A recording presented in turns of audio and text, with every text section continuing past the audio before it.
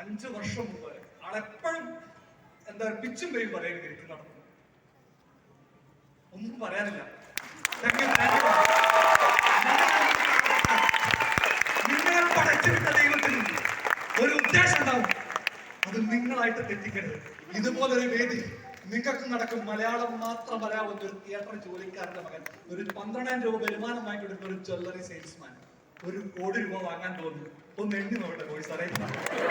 7 പൂജ്യം പറഞ്ഞത്. ഇത് എണ്ണി നോക്കണം. 1 2 3 4 5 6 7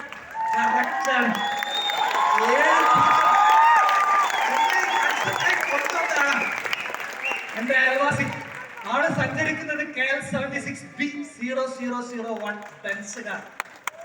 ആളുടെ സുഹൃത്ത് സഞ്ചരിക്കുന്നത് KL 76C0001 1,04,20,000 രൂപയുടെ വണ്ടി, 1 കോടി രൂപയുടെ വണ്ടിയും 1 കോടി രൂപയുടെ സിംഗിൾ ചെക്കും.